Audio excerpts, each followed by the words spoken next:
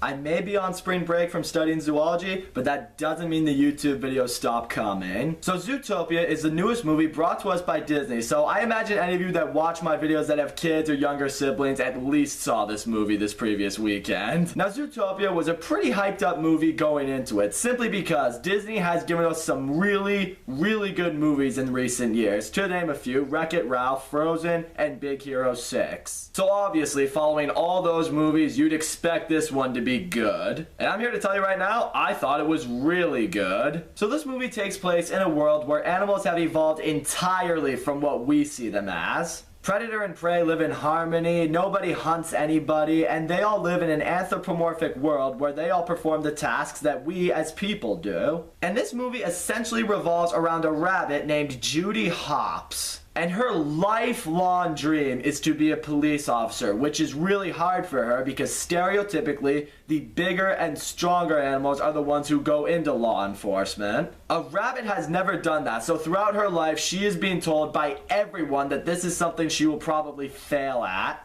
But what I really love about Judy is she doesn't let that get to her. She never quits, she doesn't back down, she always raises the bar for herself, and she always uses the doubters as motivation for herself. It's a trait that I think everyone should find in themselves, and it immediately makes you root for her. And one area in this movie that I found really funny, but also kind of sad at the same time, is how discouraging her parents are. They keep telling her how you shouldn't have dreams, you should always settle with what you have, so that way you'll never feel crushed in your life. You hear that and it just leaves you sitting there like, good grief, you guys are dicks. But along the way, Judy does eventually graduate from the police academy, at the top of her class even. And with that, she decides to leave her town of bunnies that only gets higher and higher in population every second of every day. I really loved how they played on that and other traits of certain animals throughout this movie. I thought it added for some really good humor. So now we get to the actual Zootopia itself, and I really love what it was made to be. It's this big metropolis, and within it are a bunch of different regions that correspond with the different natural habitats that animals are found in. I thought it made for a really smart concept. So now on Judy's first day of the job, she's assigned by the chief of police parking duty, which obviously has her bummed out because there have been a lot of missing animal cases going on and she feels she can help solve them. But finally, something interesting does happen for her when she meets a fox named Nick Wilde. He goes into an ice cream shop with his son, but the elephants refuse to serve him there because he's a fox and nobody trusts foxes.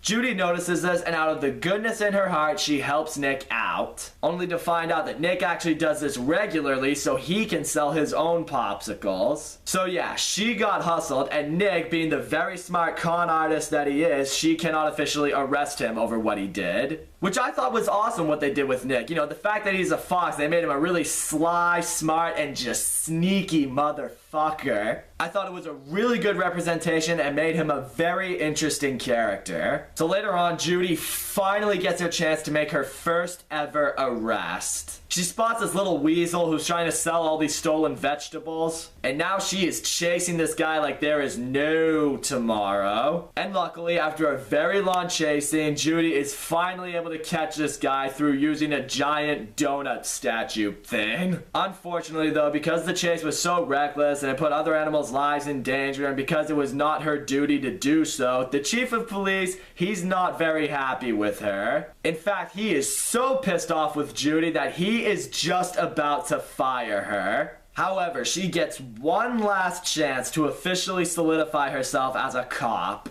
If she can find this one missing otter that is among all of these predatory mammals that have gone missing within the next 48 hours, she can keep her job. If not, she is getting canned. So with that, she knows that she can't solve a case like this all by her lonesome. She discovers that Nick actually saw this otter just before he went missing, and she threatens to arrest Nick for his tax evasion that she has learned about unless he agrees to help her on the case. So now it's a big mystery movie. Should make for some even more fun. But what's really exciting is now we get to see even more of Zootopia. And it's just really cool seeing how they have certain animals portrayed as in this movie. For example, skipping ahead a little bit here, but Nick and Judy have to run a license plate on a car that this otter supposedly drives in order to help find him. So they go to the DMV and it's entirely run by sloths. Which I thought was hilarious because they perform their tasks really slow, they talk really slow, they express themselves really slow. It's an exact representation of what actual DMV bees are like, and it's just genius. So yeah, that takes up the better part of their day, but now they're able to track the car down to the Tundra Town district,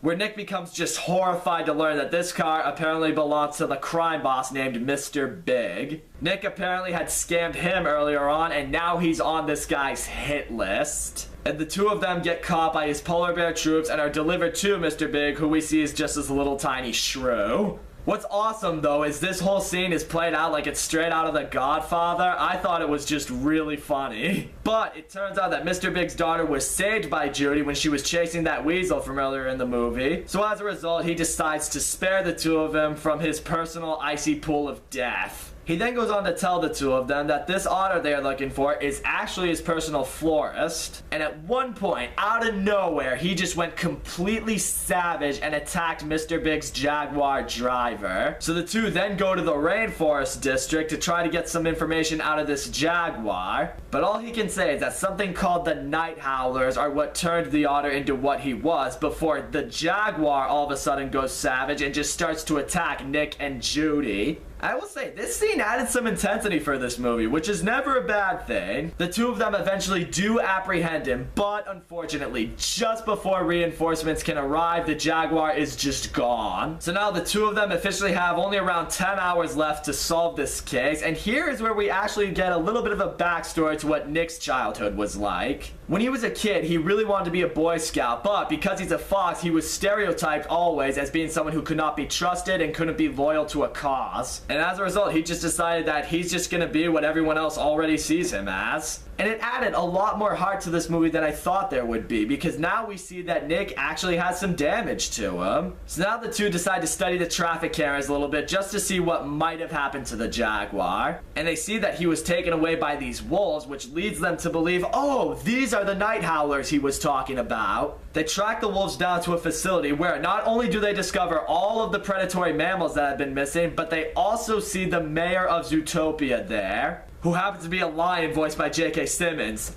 Awesome. And they see him having a conversation with this doctor about the conditions that they are in. So now that they have all this evidence, the police arrive and the mayor is arrested. So now Judy has to give this whole hero press conference about how this case was solved. And it's under a lot of these pressured questions that she starts to answer like, oh, these animals just reverted to their natural instincts. This, of course, just infuriates Nick, who had just been asked by Judy to join the police force to be her partner, and he just storms out pissed off. And now, because of everything that happened, all of the predatory animals in Zootopia are just being feared by everyone. So now Judy, feeling guilty because she believes she caused all this, decides to resign and just go back home. But when she goes back and starts working on her family's farm again, she finds out that Night Howlers are in fact these flowers that take a really bad savage effect on animals that may ingest them. So now, seeing that there is more to this case to be solved, she goes back to Zootopia. She reunites with Nick and, they hug it out between each other, and now it's back to business. So the first guy they interrogate is the weasel that Judy arrested earlier in the movie. And he tells them that the vegetables that he had stolen were pre-grown night crawlers to be given to these ram scientists who are developing a serum for them in the form of a dart gun. So the two of them track down these ram scientists, two of whom are named Walter and Jesse. Ah, Breaking Bad reference. Never a bad thing. And they take the serum, they now have the evidence that they need, they try to go back to the police station, but before they can, they are cornered by the real mastermind behind this plan. And that is the sheep assistant to the mayor of Zootopia.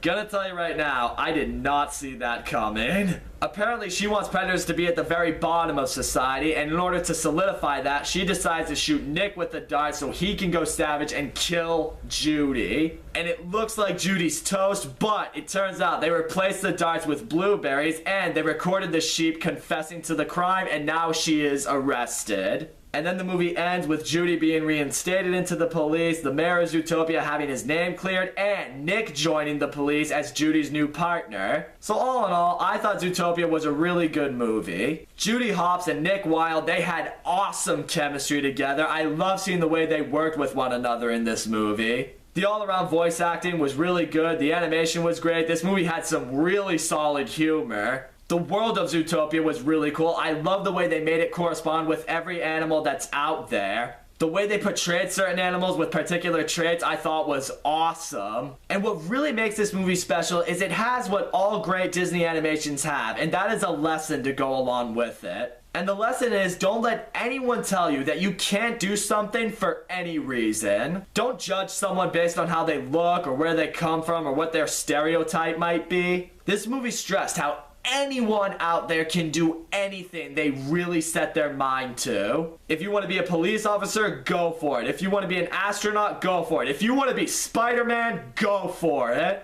That being said, if you find a way to figure out how to become Spider-Man, you hit this guy up, because that is a business I want to be a part of. It's a great lesson from a great movie, and I think it embodies exactly what the ideal family movie should be. So that's all I gotta say, guys. Thank you so much for watching my video. Don't forget to leave a comment, like, subscribe, and I will see you all next time.